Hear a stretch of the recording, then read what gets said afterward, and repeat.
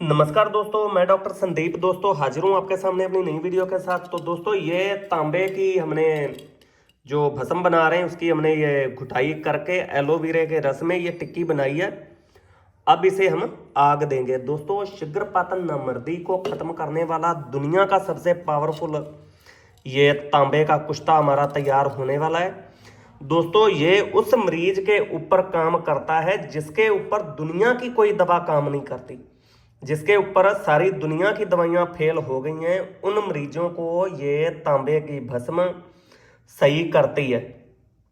अब दोस्तों जिस किसी भाई बंधु को ये मंगवानी है आप एडवांस में इसकी बुकिंग करवा लें, क्योंकि ये लगभग बहुत कम मरीजों की ये दवा बची है। बाकी नवंबर या दिसंबर के महीने में ये तैयार होगी, आपको मिल जाएगी। बाकी जिसे भी बुकिंग करवानी है एडवांस में करवा लें। बाकी दोस्तों अब इसे हम ऊपर ढक्कन लगा के और इसे हम आग देंगे। और उसके बाद दोस्तों जो अगली पुट्टें हैं वो हम इसे सत्यानाशी के रस में, उसके बाद जंगली गोभी बूटी के रस में आगे की आगे देंगे। दोस्तों वीडियो पूरी देखा करें, बहुत अच्छी जानकारी मैं आपको वीडियो में दे रहा हूँ।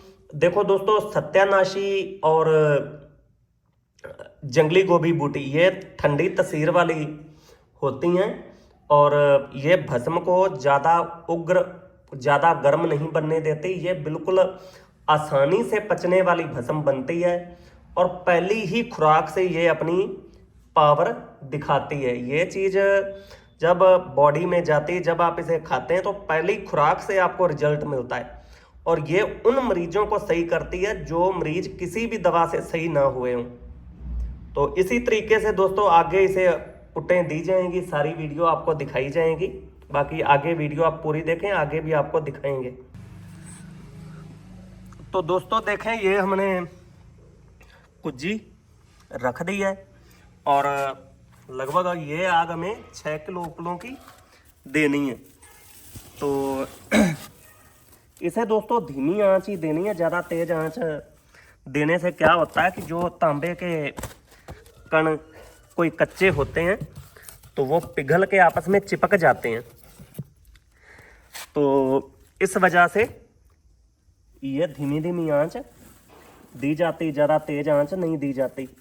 कुछ तांबे के फार्मूले होते हैं, कुछ खास जड़ी बूटियां जिनमें घुटाई करने के बाद तांबा पिघलता नहीं है, तो उन जड़ी बूटियों में तेज आंच दी जाती है। 20 किलो 40 किलो 60 किलो तक आग दी जा सकती है उन जड़ी बूटियों के रस में घोटने के बाद।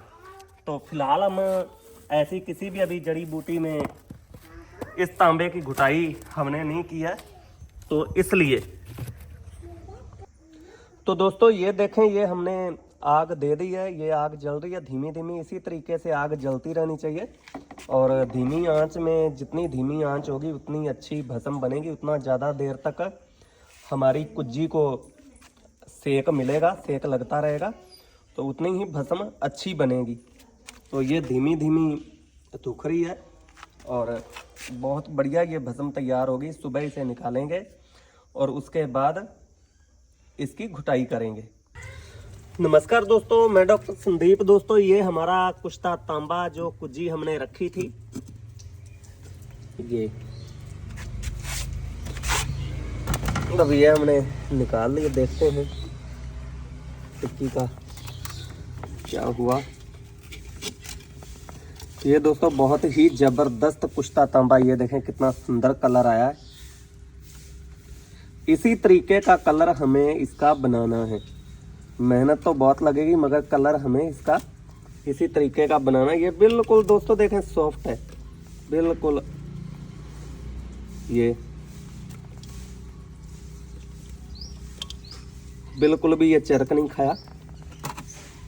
अब दोस्तों इसकी हम घुटाई करेंगे, उसके बाद फिर से इसकी टिक्की बना के आग देंगे।